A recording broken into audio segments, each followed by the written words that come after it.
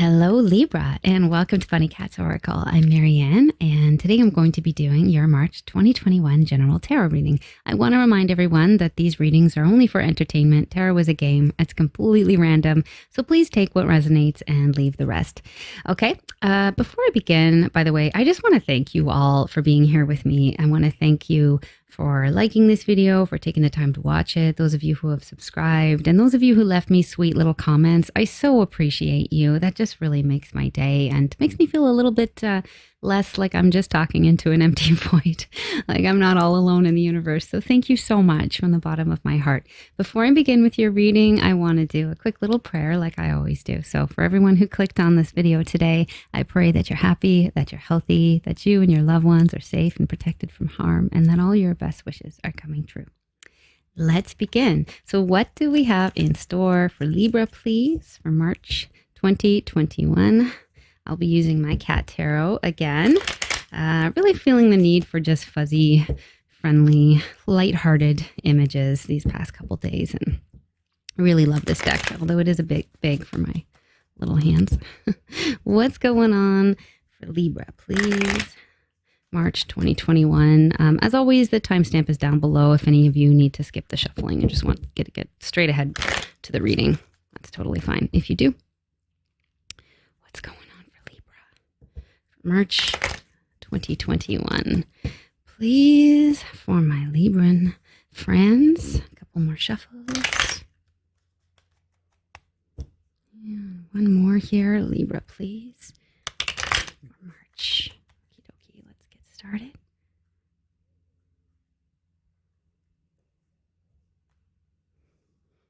One, two, three, 4, 5, and 6.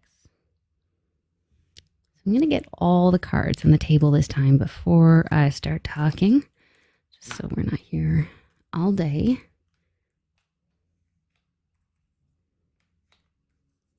These are so cute. That just make me smile. Like even when I see a card that's like a little bit negative in this deck, they're all just adorable, and it just seems so much less serious, you know? So I love that.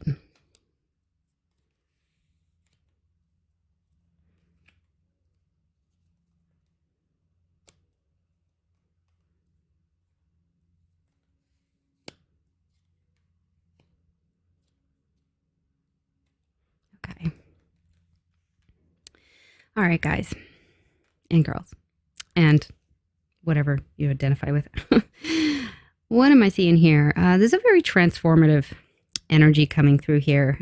Just looking at the lines that are bookmarking your reading here, there's a feeling like you need to stand up for yourself, stand up for your boundaries and what you want. And there's a need to let go of something from the past. It may be a phase in your life. It may have been some heartbreak that you've dealt with. There's something, it feels like it's kind of lingering in your psyche, and there's a need to just let go, you know, so that you can move into a happier period, you know, and get what you want. I'm looking at this right side over here. I have the King of Swords, I have the Death card, and I have the Ten of Swords. And this is about endings and transformation. Ten of Swords in the Lenormand is called the Ship. And I'm so happy that I learned to read that system, the Lenormand system, because it's given me such a different perspective, and particularly with this card, because this is one of these cards that makes everybody kind of scared, you know, but it really isn't that bad. It's about the end of a difficult period, right? And the ship, the idea of taking off, a departure, a new adventure, right? So it's not saying, oh, you know, death and betrayal and all this other nonsense. It's just saying like it's the end of a difficult period. It's time to put those difficulties behind you. If you've been doing something that hasn't been working out, or have you been in a relationship with someone that hasn't been working out, or have you been feeling a little depressed, this is just about putting that phase behind you and moving forward onto your next adventure. Even the King of Swords is a very transformative energy. This king has the power of life and death. And this is an air king too, right? So it resonates really well with your energy. I see butterflies on both cards. I feel like this has been a theme for you guys, actually, maybe the last couple of themes that I've done, the idea of transformation, the sun coming up, like moving into a new phase and embracing your more authentic self, bravely embracing your more authentic self. I'm getting, okay. In the present here, I have the Chariot at the bottom, and I have the Nine of Wands at the top, and I have the Two of Pentacles right at the middle. So I feel like you guys are working really, really hard on your goals. The Chariot is actually a really, really great card for work. It's about victory. It's also a little bit of a showy-offy card, like, to suggest that people are seeing you. People are recognizing your talents and your progress and your success. And there's a feeling of like needing to keep going, needing to push forward, keep that energy up.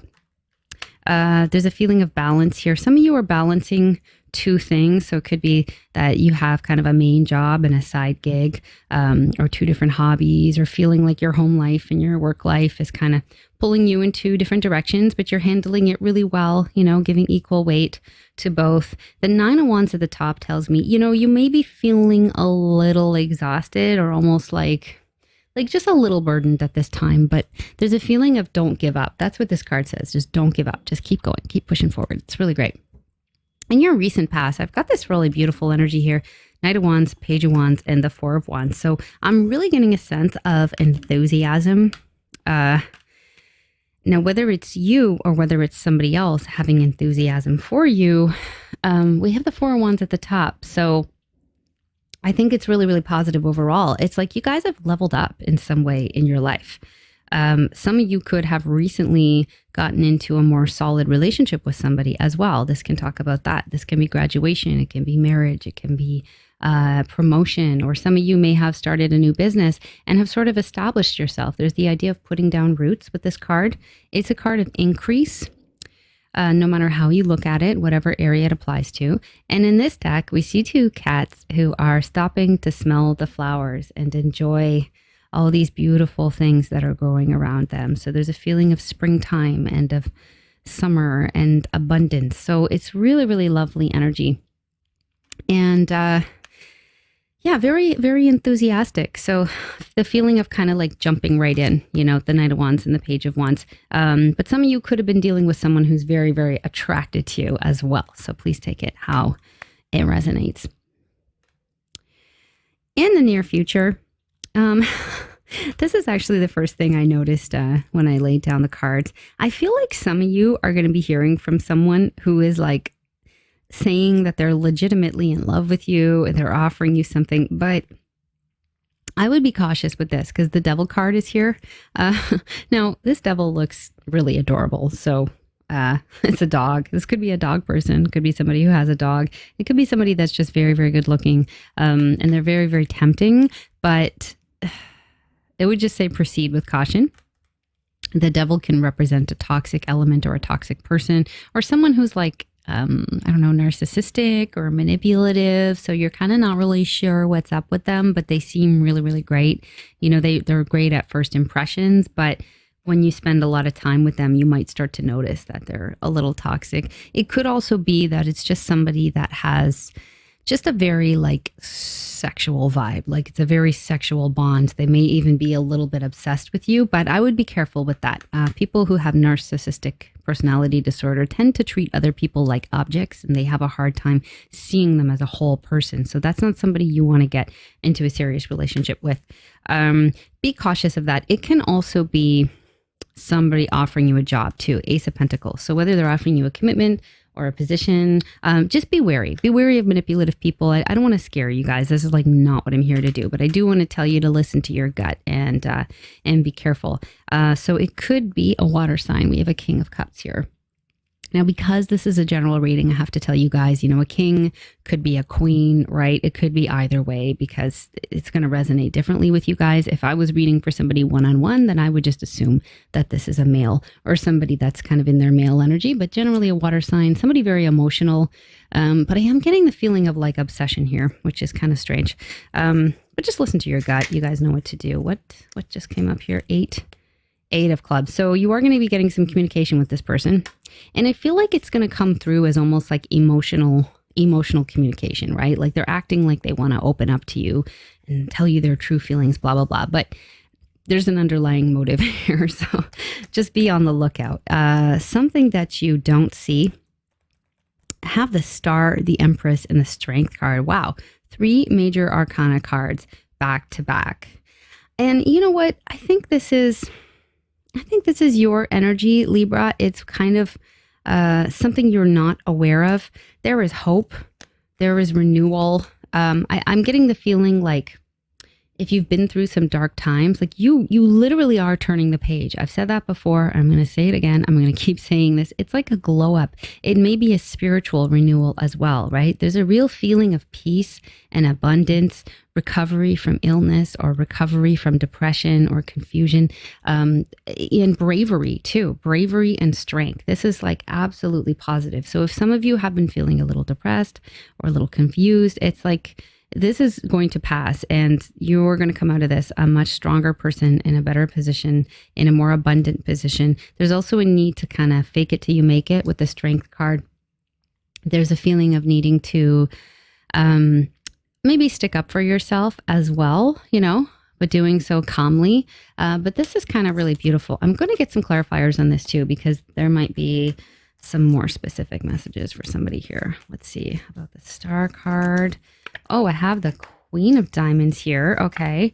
And I have the King of Clubs. Interesting. Okay. So the idea of kind of like, if you were wondering about a relationship, this would be really positive. It would be saying there is hope for a solid relationship. We have the idea of a rich woman and a charismatic man, both leaders in their own right. If you're wondering about your finances, this would be a very, very positive omen that everything is going to work out. Okay, and let's look at the Empress. I have the Ace of Spades here, and because it's a unicorn deck, we have a unicorn here too. So this is great.